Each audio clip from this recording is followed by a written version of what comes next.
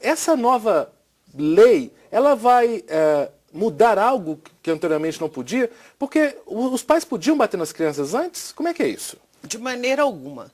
A Constituição de 1988, ela já, no seu artigo 227, ela coloca como dever da família, da sociedade e do Estado assegurar com absoluta prioridade, ou seja, é o único artigo que coloca como absoluta prioridade. Eu estou falando da Constituição.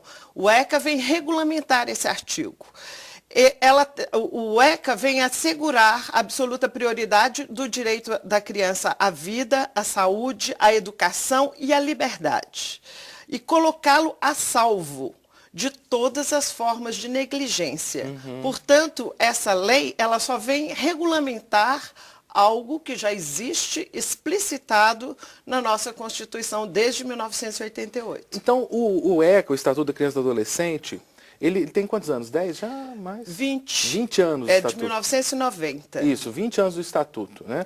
Ele trouxe essa contribuição que é tratar a criança e adolescente como seres especiais dentro do nosso país, é isso? Isso, são seres peculiares, ele está numa situação de desenvolvimento. Portanto, uma criança ou um adolescente até os 18 anos, ele tem que ser assegurado do desenvolvimento com todas as garantias que a vida, todas as garantias de vida que uma criança precisa.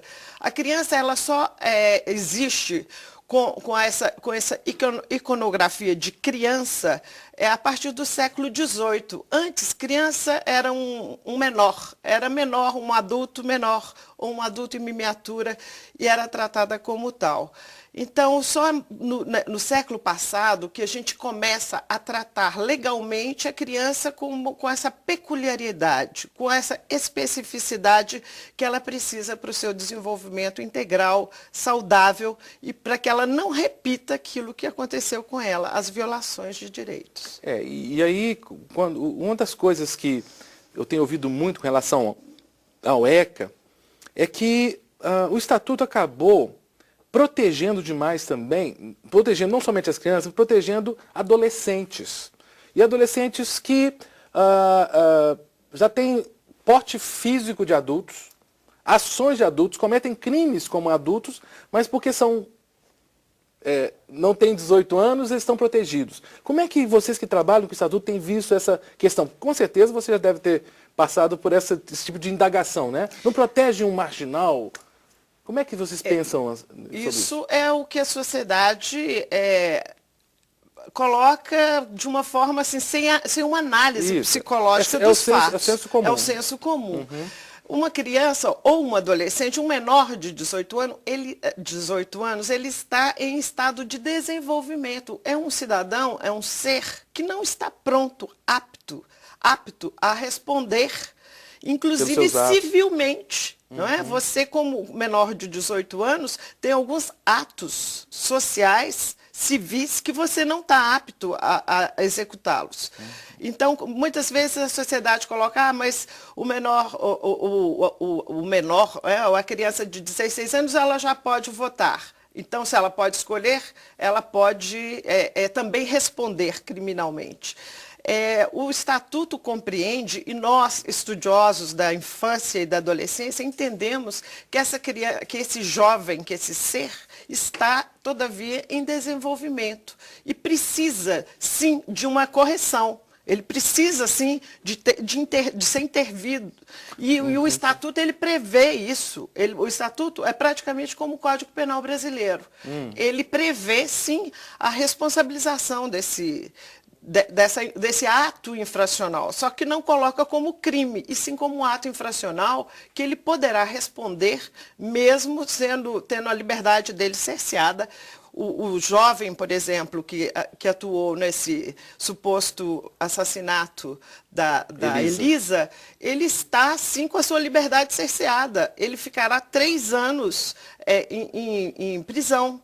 Só que no Estatuto nós não dizemos prisão. Ele está numa instituição... Medidas corretas. Uma medida coercitiva, sim, de internação, e que ele não vai ficar com adultos, ele não vai ficar no mesmo espaço que que criminosos comuns. Ele vai precisar, o que o Estatuto coloca, é de uma reinserção social, de uma educação. Para ser educado, efetivamente. Educado. Ele tem que ter seus direitos garantidos. E via de regra, né, Elizabeth, parece que esses infratores adolescentes tiveram uma primeira infância de muita violência, né? E é por isso que vocês trabalham muito essa questão de evitar a questão física com a criança, né? A grande maioria deles, se nós formos ver esses jovens que estão no sistema de internação brasileiro, a grande maioria deles foram vítimas de violência, abuso, negligência, abandono. E, portanto, ele não entende uma outra linguagem a não ser essa. Ele ou tem que se tornar totalmente imune ao sentimento em relação à violência que ele sofre, não é? Nós vemos o bandido lá de Contagem, esse estuprador, foi vítima de negligência, violência, abandono. As mãos dele eram queimadas com ferro quente. O Bruno é a mesma situação. Eu não estou aqui querendo defender, mas estou dizendo que atrás de um bandido que nós construímos na sociedade, tem a violência que ele sofreu na infância. Que muitas vezes os pais dizem, eu tenho o direito, porque é meu filho. Esse direito não existe. O pai não tem direito de violentar, de abusar, de agredir, e nem tampouco negligenciar o seu filho. Isso é um crime que ele comete, sim. E esse pai vai perder a guarda desse filho caso ele cometa algum tipo de violação como essa. Eu já conheci histórias de crianças em que a mãe arrancava os dentes com alicate, queimava com toco de cigarro aceso, coisas assim, absurdas, né? de sadismo mesmo, né? E o que a gente pode esperar que essa criança faça? Ou ela vai se tornar totalmente insensível, como é o caso, eles não dizem, na hora que o Bruno desceu do aeroporto em Belo Horizonte, frio, né? A frieza. É claro que uma criança que foi vítima de toda sorte de abandono, negligência, ela tem que conseguir uma maneira de sobreviver a isso. E a forma, na maioria das vezes, é a frieza. Mas você pode tornar um psicopata. A gente não pode afirmar ainda que ele é o responsável, né, pelo sumiço da moça. Claro. Ele não foi julgado, mas aqui as reações dele são reações de alguém que viveu num passado muito difícil, são reações, né? São reações. Alguém que sofreu muito, coitado, né? Porque mesmo que você é acusado de uma situação em que você não cometeu, você reage também. Não é? A frieza, ela é típica de quem sofreu muita violência. Estou acostumado com...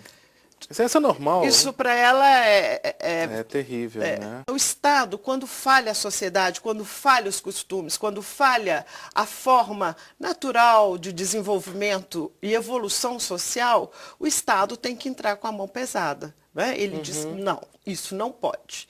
E essa é a função do Estado, sim. Quanto mais a sociedade se liberta, ela própria consegue resolver suas questões, a família e a sociedade, menos o Estado tem que intervir. Mas quando nós, ainda de forma primitiva, tratamos a criança como um menor em direitos, um menor em capacidade, e não um ser em desenvolvimento, que tem seus direitos, é um cidadão de direitos, a gente precisou disso sim, precisou dessa lei. E posso dizer que é uma das legislações mais avançadas do mundo. O Brasil, ela é signatário de todos os acordos internacionais nos quais a criança e adolescente foi o tema. Portanto, o Estatuto ele vem regulamentar o que o Brasil já no mundo político internacional vinha assinando esses... Está na vanguarda, né? Na vanguarda.